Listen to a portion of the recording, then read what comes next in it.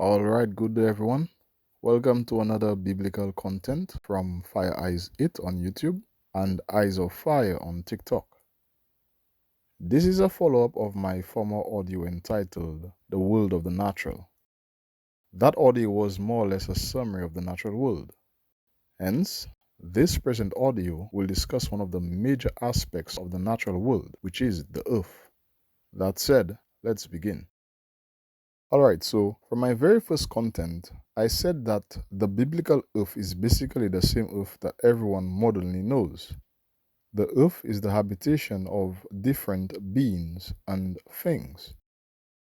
However, I'll straight up say, the Bible does not align with modern day science's explanation of the earth, and I agree with everything the Bible says. That's actually one of the reasons I have never even supported the modern imagery of what the Earth is and looks like from the firmament or outer space. In my former audio entitled The World of the Natural, I gave you hints here and there as to why certain knowledge cannot be trusted. For Lucifer has his hands in every aspect of the natural world. That said, let's acknowledge the scriptural express of the earth. Now, although the first mention of the earth is in Genesis chapter 1, yet I am not going to begin explaining the earth from Genesis chapter 1.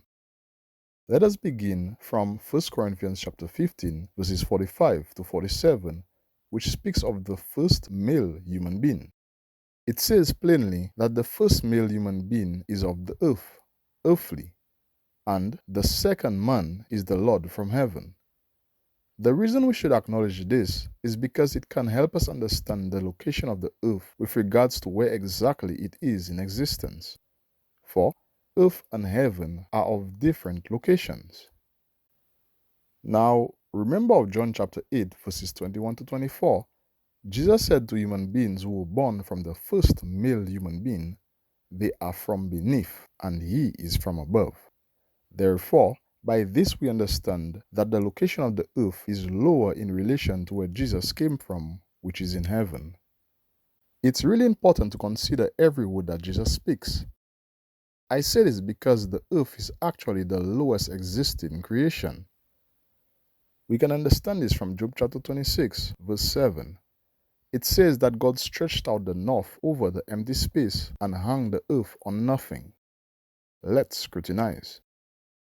When the natural world was created, it was literally empty. God then created what is called the north as part of the natural world. North is an established location. Hence, at that same time, the north being created, by necessity, God also created south, east, and west of the natural world. When it comes to locations, there are either vertical locations, which is from up to down, or horizontal locations, which is from left to right. Now, since the earth is mentioned with regards to the north in that verse of Job, we understand this north is acknowledged as the vertical location from the earth that is automatically of the southern location. By this verse, we also understand that God also hung the earth on nothing. Now, generally speaking, if something is hanging does not necessarily mean that it is moving whilst it is hanging. In order for something that hangs to move around, it needs some sort of help. However, literal nothing cannot be of any help to an earth created to be hanged on it. Hence, the earth has always been in one immovable location at the command of God. Yep, so the Bible does not agree to the earth spinning on an axis as modern day science says. That said, we can continue to acknowledge the creation of the earth from the beginning as we look now into Genesis chapter 1. We understand there that the earth was initially created by God to be without form and void or empty. So at that time, the earth hung without a formal or stable shape. Also, the earth had literally nothing in it. Yet, by His word and Spirit, God continually added to the earth, giving it a permanent shape and adding many things and beings therein. God did all this within 6 literal days. Lucifer would say it took billions of years. Anyways, Let us have a more thorough breakdown of the earth's creation. Looking on to Genesis chapter 1, as the earth was void and empty, God created darkness, water, and light. The existence of light is also the beginning of the existence of what is known as day, because God named light day. Also, although darkness was created before light, God named darkness night after he created light and divided it from the darkness. Light has the power to be dim and also to be fully expressed. Hence, the scarcity or dimness of light is called night. So, as light is fully expressed and then dimmed and then fully expressed again, this is counted as one day. Such is plainly written. Then, on the second day, God created the firmament, modernly called outer space. God named the firmament heaven, and so consider this to be the second heaven. Now, the firmament was placed in the center of the water. We can acknowledge the size of the firmament because by Genesis chapter 1, verses 14 to 18, we understand that the sun, moon, and numerous stars were later placed within the firmament on the third day. So then, there was water above the firmament and also water beneath the firmament. Yes, there is water all above outer space. This should also give you an idea of how much water was initially created by God. Now, by Genesis chapter 1, verses 9 to 10, on the third day, God commanded all the water beneath the firmament to be gathered onto one place, and God commanded the dry land to appear.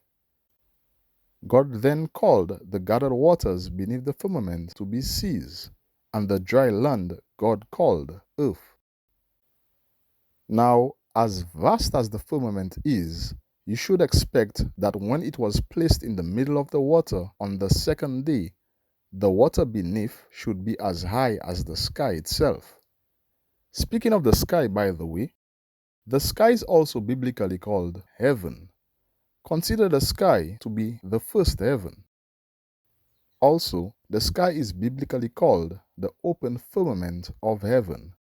That word open can be understood to be a face. So, yes, the sky is the very face of outer space. Hence, by Genesis chapter 1, verse 20, on the fifth day of the natural world, we see that every winged animal was created to fly above the earth in the open of the firmament of heaven, so to say that they were created to fly above the earth, yet beneath the sky. There was freedom to fly this way on the fifth day. However, on the third day, the water beneath the firmament was initially as high as the sky itself. Hence, God, in all his wisdom and power, put a boundary for the waters. Beautifully, that boundary is altogether a watercourse or conduit. We read in Job chapter 38, verse 25 of God who says, He divided a watercourse for the overflowing of waters. Let's get into some details about that. Firstly, I'd say that of James chapter 3, verse 11 to 12, we can understand that the waters were divided into sweet water, bitter water, salt water, and fresh water. Now, of Genesis chapter 1, verse 9 to 10, God gathered the waters beneath the sky and called them seas, being plural. For there are more than one sea. Examples: Acts chapter 27, verse 41 speaks of two seas meeting.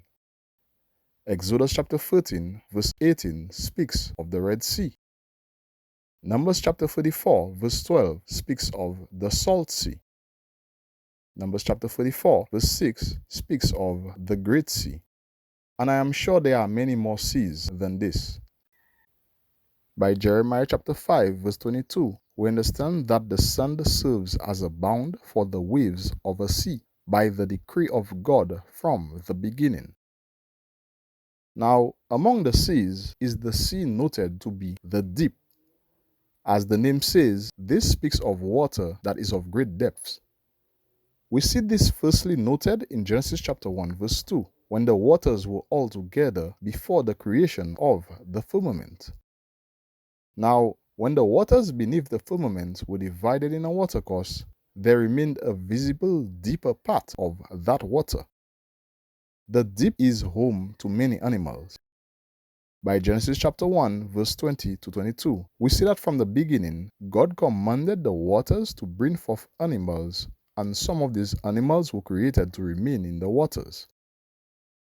One of those animals was a dragon named Leviathan. Read of him from Job chapter 41.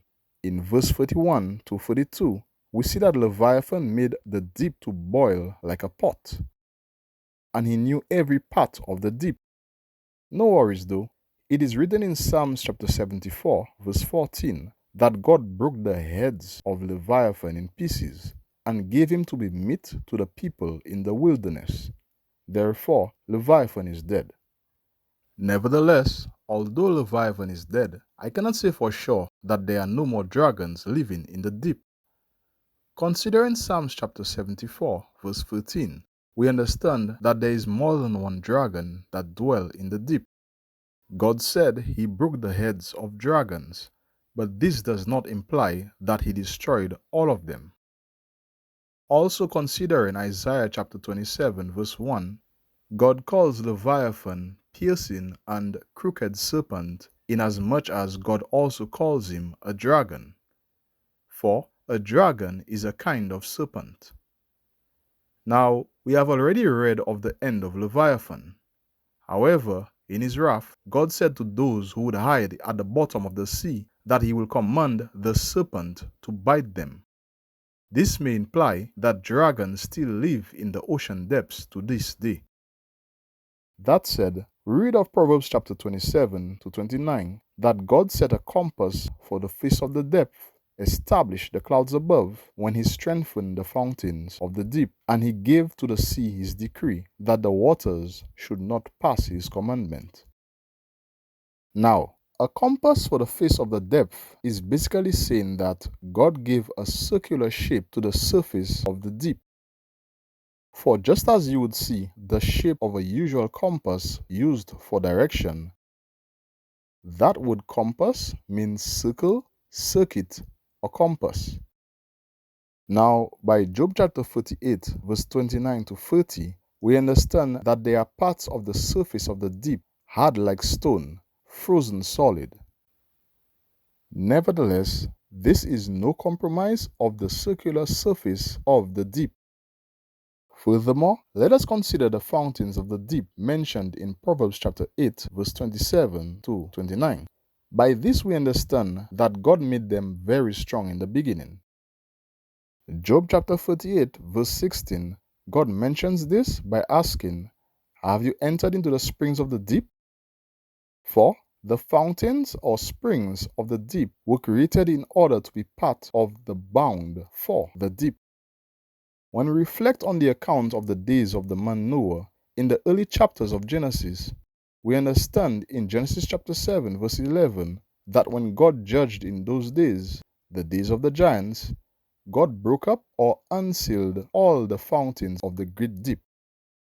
This played a part in allowing the waters to begin to be free once more, and they filled higher, even unto every hill and mountain of the surface of the earth, as you could see in Genesis chapter 7, verses 17 to 20.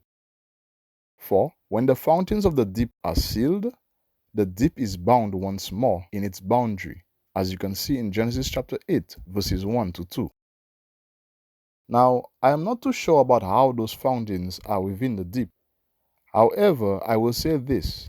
In Psalms chapter 104, verses 5 to 6, we understand that the deep covers the foundations of the earth as a garment or a clothing. What I can reference from this is that certain places within the foundations of the earth are the seals of the fountains of the deep. Now, another seal for the deep can be seen of Job chapter 38, verses 8 to 11. We read that thick darkness is a swaddling band for the deep. A swaddling band is stripes of clothing used to restrict movement, just like when a baby is wrapped to restrict movement for carriage. This can be acknowledged even from Genesis chapter 1 verse 2, where we see that darkness was upon the face of the deep. Hence, by reason of darkness that was called night from the beginning, even today the darkness of the deep is also a seal for the deep. By this, I could see from Job chapter 41 how Leviathan could traverse the entire deep by reason of his sturdy body and light proceeding from the mouths of his heads as fire. No doubt, he unseals the deep therewith, leaving a path of light wherever he travails. That said, we also know by Job chapter 38 verses 8 to 11 that when that sea, proud of its waves, desired to break forth as a child issued from a womb, doors and bars were made to shut it up.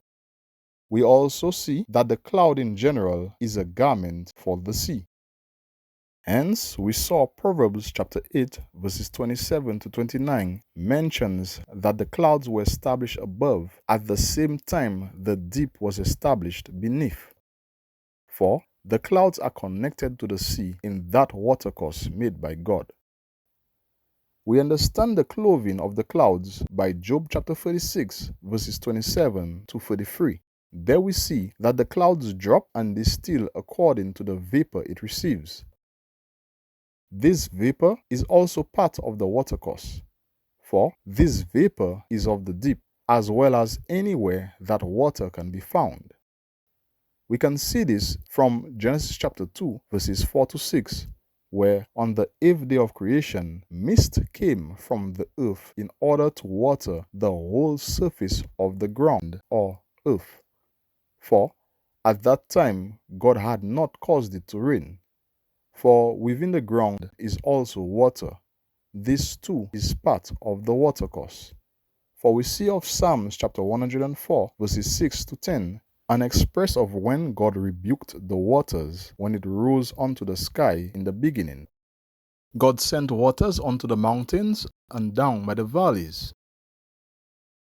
He made springs in valleys also. For the mountains and valleys are of the ground called earth.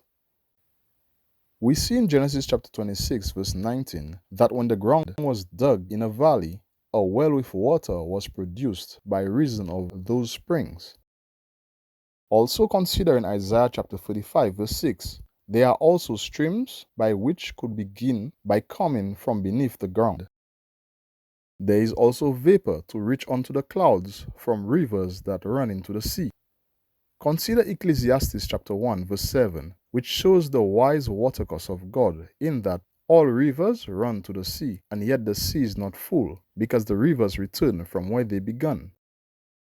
For, as Job chapter 36 verse 27 to 33 says, the clouds receive vapor, make small drops of water, which pours down as rain. Such are the clouds, the garments of the deep. Hence, we also read in Ecclesiastes chapter 11 verse 3 that when the clouds are full of rain, they empty themselves upon the earth. Also, of Luke chapter 12 verse 54, we read that when the clouds rise out of the west, shower approaches.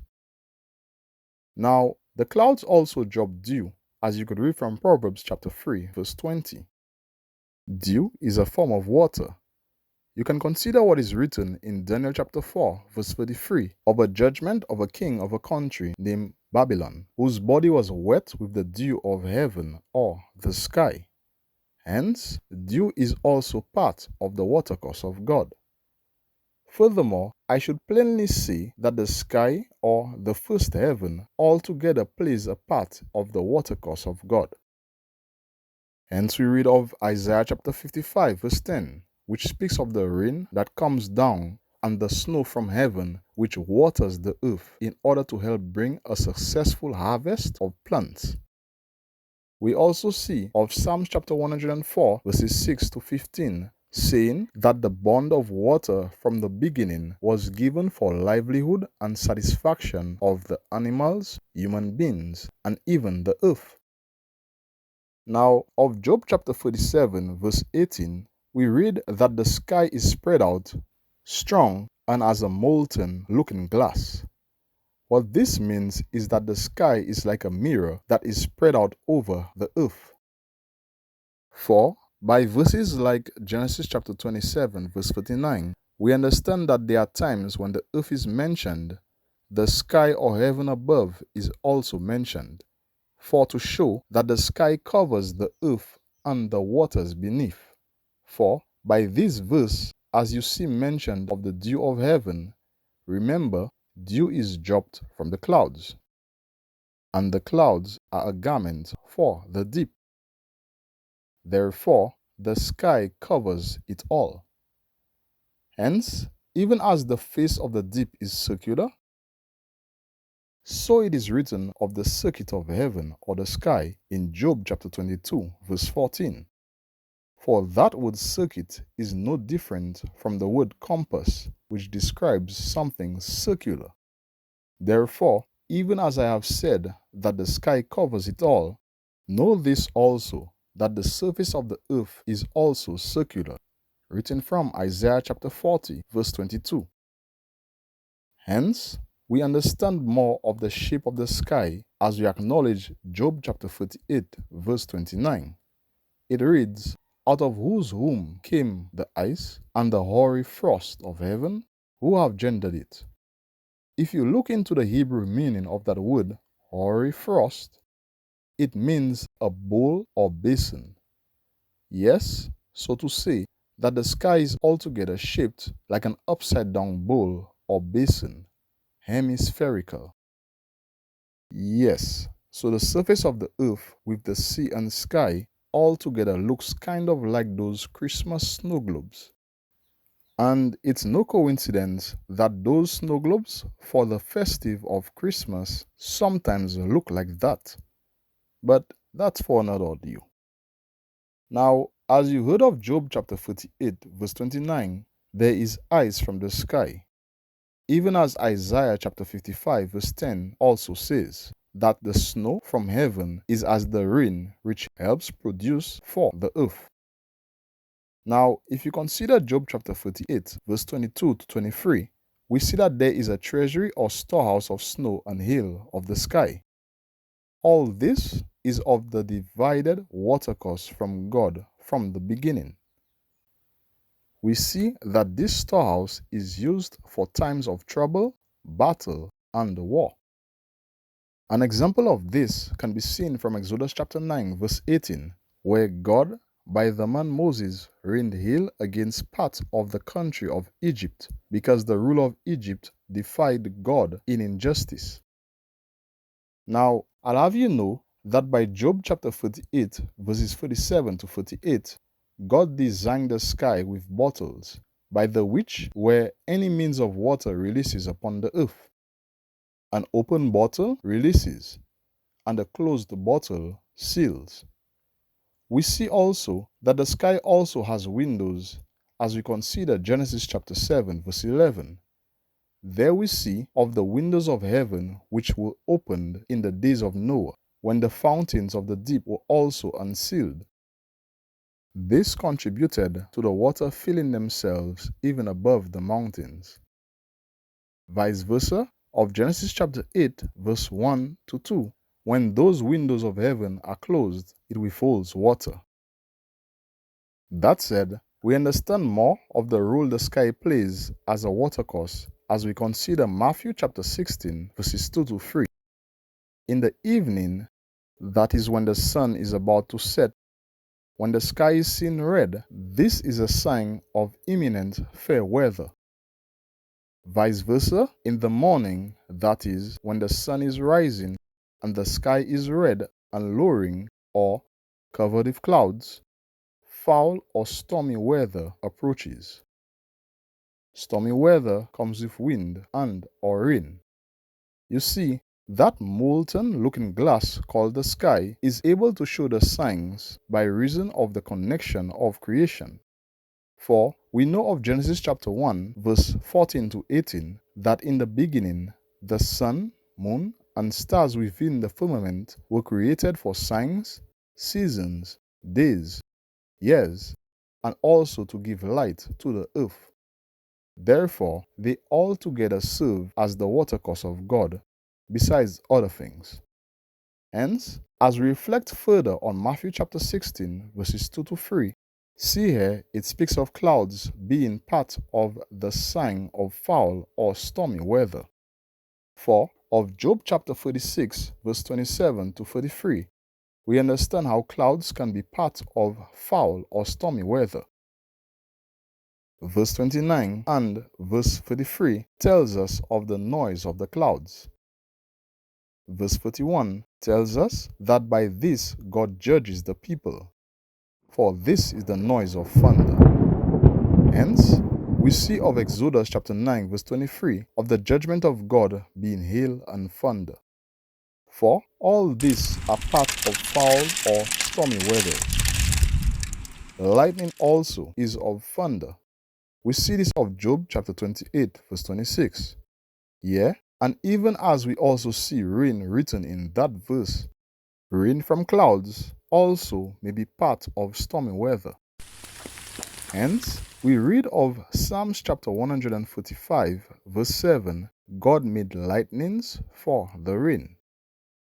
Now, of Job chapter 36 verse 42, we understand that the clouds, garment of the deep, covers the light of the sun, moon, and stars. Also considering Job chapter 37 verse 21, we understand that it takes the wind to pass through and cleanse the blockage. Now, in whatever manner the wind and the clouds function at that time determines fair or foul weather. So, we have spoken of the clouds. Now, let us look into the wind. Psalms chapter 145 verse 7 speaks of the treasures or storehouses that the wind comes from. Now, as we consider Revelations chapter 7 verse 1, we learn that as the earth has four corners, so is the wind altogether of four winds. Now, we understand by Ezekiel chapter 37 verse 9 that those four winds serve as the breath of life to beings who live on the earth. These winds are the north wind, the south wind, the east wind, and the west wind.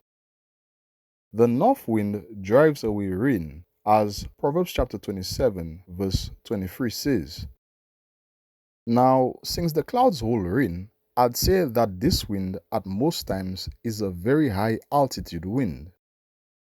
In whatever manner this works, all I know is that Job chapter 37 verse 9 says that cold comes from the north also.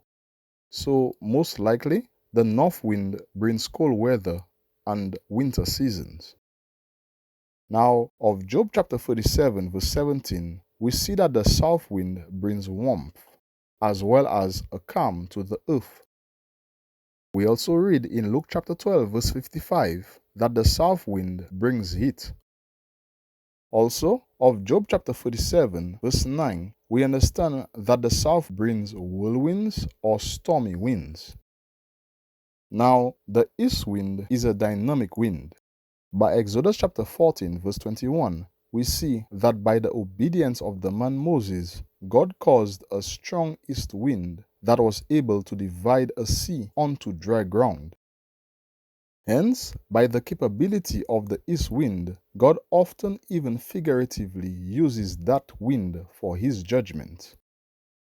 Example, in Genesis chapter 41 verse 27, an Egyptian king or a pharaoh dreamt of an east wind blowing on crops. He dreamt this twice, and the meaning thereof was forthcoming famine by order of God. We see also in Ezekiel chapter 17 verse 10 that the east wind is not good for crops. Even Ezekiel chapter 19 verse 12 also figuratively speaks of the same.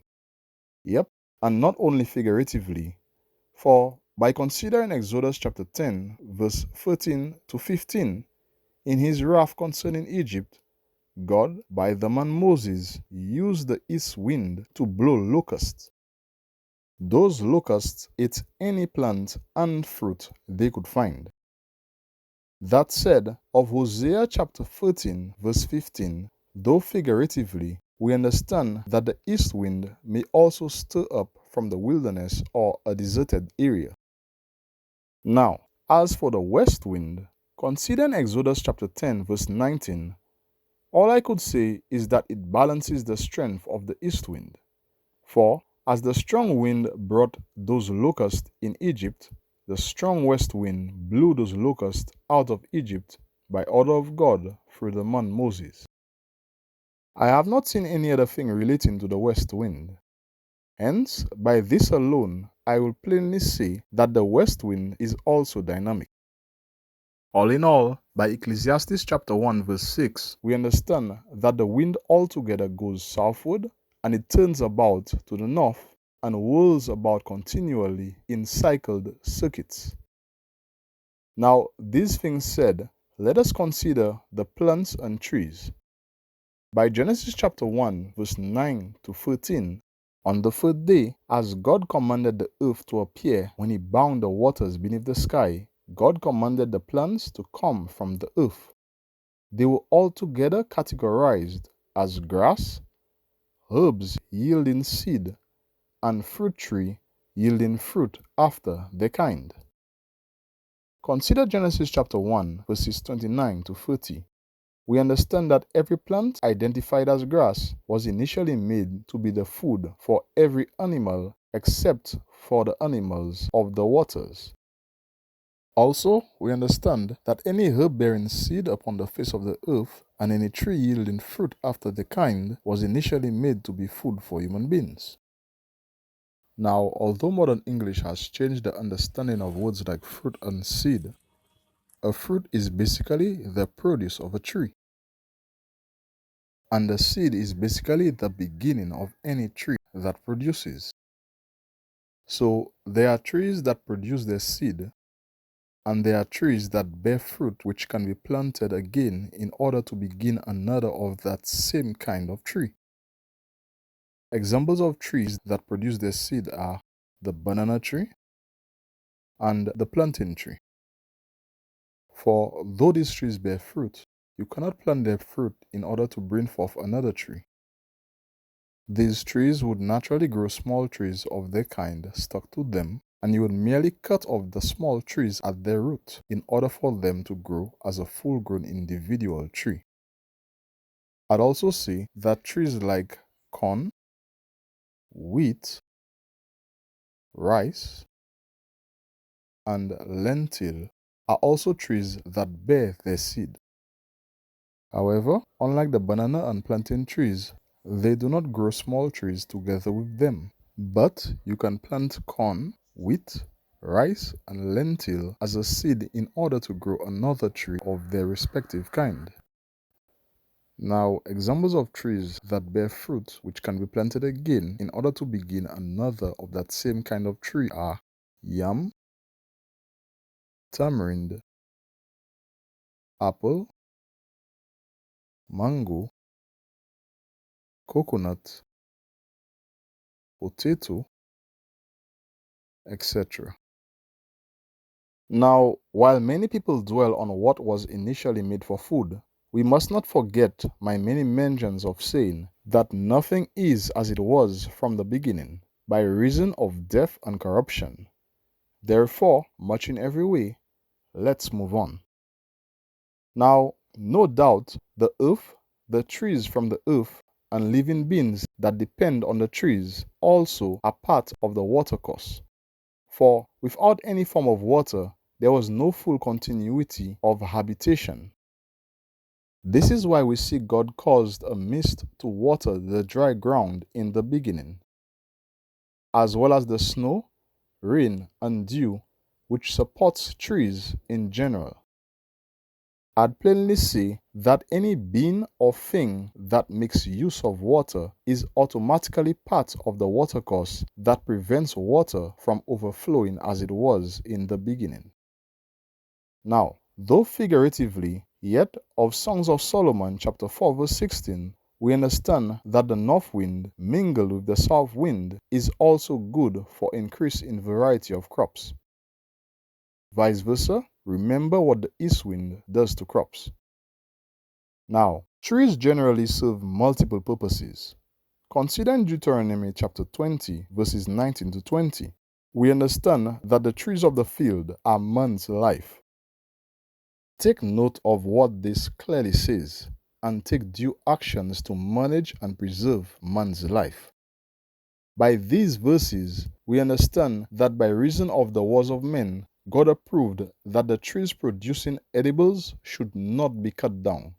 However, trees that are not can be used to make bulwarks for war. A bulwark is a strong defense for protection. So yes, trees can be used for wars. So also, as ships are used for wars, among other things. We know of Genesis chapter 6, verses 13 to 16. God commanded the man Noah to build an ark of gopher wood. Moreover, by 2 Samuel chapter 5, verse 11, we understand that trees are used to build houses. Psalms chapter 104, verse 16 to 17, we see that trees were made as houses for animals. And also, in Job chapter 40, verse 21 to 22, trees serve as covering or shades for animals. Now, though figuratively, by Ezekiel chapter 15, verse 6, we understand that trees are used to be burnt to serve as fuel for fire. For even of Luke chapter 12, verses 27 to 28, we see Jesus saying that there are trees so beautiful today, but yet the end is to be cast into an oven. What beautiful verses for extremists. Furthermore, there are trees also used for medicine. We read of Ezekiel chapter 47, verses 8 to 12, where upon the river banks of rivers that flow to the sea could grow trees by the which their leaves can be used for medicine. Also, finally, I'd say that by Deuteronomy chapter 21, verses 22 to 23, we understand that trees are also used to give judgment to people who commit grave sins. These people are hanged on trees. Now, to bring enclosure to this audio, I will discuss a bit about the earth. Remember, earth is the dry land that God commanded to appear in the beginning. Considering the surface of the dry land from Ezekiel chapter 34, verse 6, we understand that the hills and mountains are the earth's surface. Proverbs chapter 8, verse 25 to 26 tells us that the fields are also the earth's surface. Psalms chapter 104, verses 5 to 10 tells us that the valleys are also the earth's surface. Now, remember also that the earth's surface is altogether circular in shape, which I am sure it was given this shape from the day it was called earth by God. Furthermore, remember I mentioned that the earth has four corners. Just like the four winds which are of these four corners are identified as north, south, east, and west. Hence, if you consider Job chapter 47, verses 1 through 3, it speaks of the voice of God which is able to be directed under the whole sky and is lightning unto the ends of the earth. The ends of the earth are mentioned other places in the Holy Scripture. Example, Jeremiah chapter 51 verse 16 speaks of the voice of God which causes vapor to ascend from the ends of the earth. Also, Isaiah chapter 45 verse 22 says, "Look unto me, and be ye saved, all the ends of the earth, for I am God, and there is none else," etc. Hence my disagreement with the spherical surface shape of the earth. For a spherical shape has no end, but a circular and hemispherical does. To me, it does not matter how much illustrations and imageries have been shown over the years, for there are many things which appear to be what they are actually not. When you consider parts of the scripture like 2 Corinthians chapter 11 verses 7 to 15, you begin to understand that Lucifer and his ministers love to appear as if they are of God when they are not. That said, remember also that the earth has foundations, and the foundation is used to support whatever weight or circumstances that is laid upon it. So the earth is made of multiple layers. Hence, it is written in Proverbs chapter 25, verse 3, the earth for depth. For if no human being has mapped out the depths of the deep, and the deep covers the foundation of the earth as a garment, then we should not undermine the depth of the earth. Moreover, I'd say that the earth is most likely altogether shaped as a circular column. Now, by Job chapter 38, verses 4 to 6, we understand that those foundations were laid with a cornerstone. A cornerstone is an important substance that is laid as part of a foundation, particularly in a corner, as the name says. Now, the entirety of the habitation of earth is altogether comprised of different natural elements. Considering 2 Peter chapter 3, verses 3 to 11, we understand that these elements which have existed from the beginning of time will one day dissolve. As we reflect on the audio thus far, we can acknowledge an element to be anything that is not a soul or spirit. Now, considering Genesis chapter 8 verse 22, we understand that there are elements that contribute to heat and cold surroundings. Considering Proverbs chapter 27 verse 3, we understand that there are elements as stone and sand which are heavy. And also, by Job chapter 37 verse 16, we understand that there are elements as the cloud which balance above. Moreover, considering Psalms chapter 65 verse 9 to 10, we understand that the element of the ground is hard in texture, but the element of the water makes it soft. Considering Numbers chapter 41 verses 21 to 23, we understand that there are elements able and unable to abide elements of fire and water. Remember the element of the water, which by James chapter 3 verses 11 to 12, we understand that it can have diverse tastes like sweet and bitter, and the water can be fresh or salt also. Remember the element of the cloud, which by Job chapter 46 verse 29, we understand the noise of thunder within itself, the noise that can be very loud. Whereas there are many other elements which do not make a sound. I mention these diverse elements in order to help you see that every element exists differently, although they coexist in the natural world. Now, since the beginning of creation, God has given mankind inspiration to use elements in various ways by His breath of life in them, as you can see in Job chapter 32, verses 7 to 8. An example of this is with food. Consider an account from Genesis chapter 18, where we see that the man Abraham was visited by God and two angels. Just as when we have guests, we could see in verses 5 to 8 of various diverse elements prepared and then used for food. We see that fine meal or ground grain, or what we call flour, was used and needed in order to make cakes. We see that milk and butter was used for food. We also see that the body of a calf was dressed and carefully prepared for food. Now, besides the milk which comes from the body of an animal, everything formerly listed is not naturally as they were, ready for food. There is a method to make flour and even grind grain in order for it to be flour. There is a method to make butter. And since the calf was formerly alive, there is a mother to prepare its body for food. The calf is not an element, but the body is.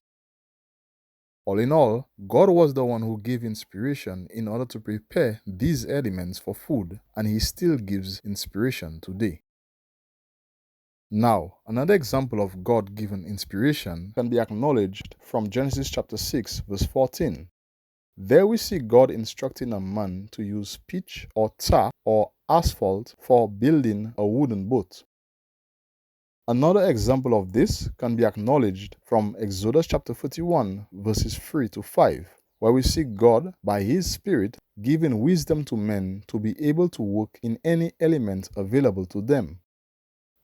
Another example of this can be acknowledged from Genesis chapter 4 verse 22, which speaks of a man named Tubal-Cain, who was an instructor of every artificer in brass and iron. Now, brass and iron are elements that can be found within the foundations of the earth, as Job chapter 28 verse 2 says. We know by Joshua chapter 6 verse 24 that iron and brass are used to make vessels or various objects. Also by Judges chapter 4 verse 3 that iron is used to make chariots for wars. Also by 2 Kings chapter 6 verse 4 to 7 we see that iron is used to make axes which are used to cut trees. We see again by 1 Kings chapter 7 verses 14 to 16 that brass is used as part of buildings. Consider again the smith, modernly called blacksmith, as we read Isaiah chapter 54 verse 16. God says, He creates the smith that blows the coals in the fire and that brings an instrument of His work. Even Isaiah chapter 44 verse 12 shows you an understanding of how a smith works. The smith uses the elements of coal, fire, and a choice element in order to forge their desire. By 1 Samuel chapter 13 verse 9, we understand that the smith is able to forge swords and spears. Now, there are also elements of precious stones. Consider in Ezekiel chapter 28 verse 13, we understand the precious stone to be something as a sardius, topaz, diamond, beryl, onyx, jasper, sapphire, emerald, carbuncle, and gold. Considering Job chapter 28 verse 5 to 6, we understand that under the earth is hot like fire, and also the place where precious stones as sapphire and gold can be found. Also, of Genesis chapter 2 verse 11 to 12, we see that there are parts of the earth with gold, bdellium, and onyx stone. So yes, precious stones are generally scattered within the foundations of the earth. Also, by reason of Job chapter 14 verse 19, which speaks of the waters which wash away the stones, we also understand that precious stones may also sometimes be found within the waters or odd places on the surface of the earth, because the waters occupy everywhere. Now, precious stones serve many purposes. By 2 Samuel chapter 12 verse 30, we see that they are used as crowns to identify rulership. By Genesis chapter 24 verse 53, we see that they are given in pleasure as gifts. By Ezekiel chapter 16 verse 11 to 13, we see that they are given as coverings of jewelry. By Exodus chapter 28 verses 15 to 20, we see that they are used to forge objects. By Genesis chapter 23 verses 12 to 16, we see that they are used for currencies. And of course, corruption always leads people to make use of the elements for what they do not exist for. That said, let us consider Numbers chapter 16 verse 30 to 33, where we understand that the earth has a mouth, and when this mouth opens, this is straightway led to a place called the pit. This word pit in Hebrew is Sheol, which means the underworld, grave, or hell. This is the very bottom of the earth. If you consider Amos chapter 9 verse 1 to 2, the Lord expresses His wrath. In verse 2, He uses the possible distance that a human being who runs from His wrath could reach. He referred to the depths by saying they could dig into hell and His hands will still get them. So to say that hell is the very bottom of the earth. Yeah, and He also says that though they climb to heaven or the firmament, He will bring them down, because the sky, or the surface of the firmament, is the very top of the habitation of living souls. Hence, Proverbs chapter 25 verse 3 says, "The heaven for height," because from the very face of the firmament, even unto the top of the firmament, is immeasurable in height. Now, I am sure that some of you have already heard of this place called hell, or the underworld, before. I will not be discussing it in this audio, but I will immediately be discussing it in my following audio. I will clear many misconceptions about hell. That said, this concludes my audio about the earth, waters, and sky. Please, if you acknowledge these words, put a like or form of acceptance to them, and share it to as many as you think would need to also hear this. Stay tuned and stay blessed.